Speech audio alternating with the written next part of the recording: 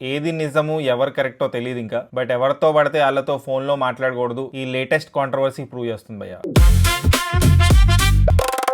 Dharmasthala temple case గురించి తెలుసు కదా భయ్య మీకు. తెలియని వాళ్ళ కోసం ఓ చిన్న కాంటెక్స్ట్ ఇస్తాను. దాని తర్వాత ప్రకాష్ రాజ్ గారి కాంట్రవర్సీ ఏంటి దాని గురించి మాట్లాడదాం చాలా షార్ట్ గా. హాయ్ గైస్, ధర్మస్థల అని కర్ణాటకలో ఒక ఫేమస్ టెంపుల్ టౌన్ భయ్య. 2025 లో ఒక శానిటేషన్ వర్కర్ ఎవరైతే ధర్మస్థలిలో పనిచేసేవాడో, విజిల్ బ్లోవర్, మాస్క్ మ్యాన్ అంటారు ఆయన్ని. ఆయన బయటకు వచ్చి 1990s ఇంకా 2014 మధ్యలో ఆయనే 100 బాడీస్ ని, ఎస్పెషలీ అమ్మాయిలు ఇంకా చిన్నపిల్లల బాడీస్ ని పూడ్చిపెట్టాడని చెప్పాడు భయ్య. ఆయనని బలవంతంగా ఫోర్స్ చేసి పూడ్చిపెట్టిపించారంట. చాలా బాడీస్ మీద లైంగిక వేధింపు ఇంకా హత్య చేసిన ఆనవాళ్లు కనిపించాయంట అని చిన్నయ్య అనే శానిటేషన్ వర్కర్ 2025 లో వచ్చి అందరి ముందు ఇది బహిర్గతం చేశాడు భయ్య. సో ఆబ్వియస్లీ ఇది నేషన్ వైడ్ సెన్సేషన్ అయిపోయింది. సో పోలీస్ స్టేషన్ లో ఇన్వెస్టిగేషన్ స్టార్ట్ చేశారు. చిన్నయ్యకి బాడీస్ ఎక్కడెక్కడ ఉన్నాయో తవ్వి చూపించమన్నారు. సో ఆయన చెప్పిన దానికి ఇక్కడ బాడీస్ కి మ్యాచ్ అవ్వలేదు. సో ఇప్పుడు లేటెస్ట్ న్యూస్ ఏంటంటే భయ్య, ఈ చిన్నయ్య ఎవరైతే ఉన్నాడో హైకోర్టులో ఒక పిటిషన్ ఫైల్ చేశాడు. ధర్మస్థలకి ఒక బ్యాడ్ నేమ్ రావడానికి ఒక 200 crores కాన్స్పిరసీ జరిగింది అని. ఆ పిటిషన్ లో యాక్టర్ ప్రకాష్ రాజ్ గారి పేరు కూడా మెన్షన్ అయింది. చిన్నయ్య ప్రకారం తనని కొంతమంది యాక్టివిస్ట్స్ కలిసి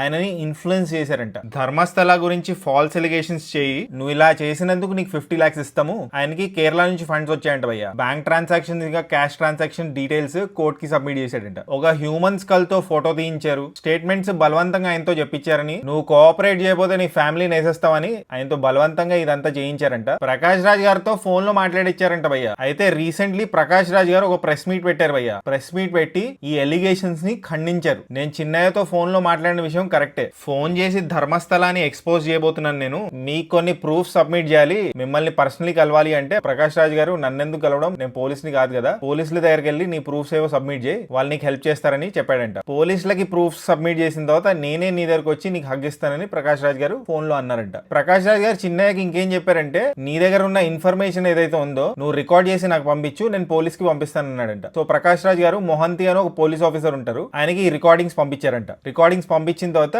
మొహంతి గారు ఇది చాలా మంచి ప్రూఫ్, ఇంకా మీరు దీని గురించి మర్చిపోండి, ఆ రికార్డింగ్స్ ని డిలీట్ చేసేయండి అని ఆ పోలీస్ ఆఫీసర్ ప్రకాష్ రాజ్ గారు చెప్పారు. ఆ కేసు గురించి ప్రకాష్ రాజ్ గారు మర్చిపోయారంట. కట్ చేస్తే చిన్నయ్య వచ్చి ఈ పిటిషన్ ని ఫైల్ చేశారు కోర్టులో. ప్రకాష్ రాజ్ గారు ఇవన్నీ డినై చేశారు. నాకు ఆ కాన్స్పిరసీలో ఎలాంటి ఇన్వాల్వ్మెంట్ లేదు, అసలు ఈ 200 crores గురించి నాకు అసలు తెలియదు, దీనికి నేను కౌంటర్ ఇస్తాను, కోర్టులో దీని గురించి ఫైట్ చేస్తానని ప్రెస్ మీట్ లో చెప్పారు భయ్య. ప్రకాష్ రాజ్ గారు ఇవన్నీ బేస్లెస్ అని చెప్పారు భయ్య. చిన్నయ్య ఆయనతో ఫోన్ లో మాట్లాడింది ఒక విషయం, ఇప్పుడు చెప్తుంది ఒక విషయం అని తీవ్రంగా ఖండించారు. ప్రస్తుతానికి ఇవి ఎలిగేషన్స్ మాత్రమే. మరి పోలీస్ ఆఫీసర్ మోహంతి గారు ప్రకాష్ రాజ్ గారు చెప్పింది టెస్టిఫై చేస్తారా? చూద్దాం ఫ్యూచర్ లో ఏమవుతుందో. చిన్నయ్య కరెక్టా, ప్రకాష్ రాజ్ కరెక్టా, కోర్టే నిగ్గు తేల్చాలి. This is the full story about Dharmasthala Prakash Raj controversy. Short గా చెప్పడానికి ట్రై చేశాను. సో జస్ట్ ఇన్ కేస్ మీరు ఇంకా సబ్స్క్రైబ్ చేసుకోకపోతే సబ్స్క్రైబ్ చేసుకోవచ్చు కదా. పుచ్చు పుచ్చు.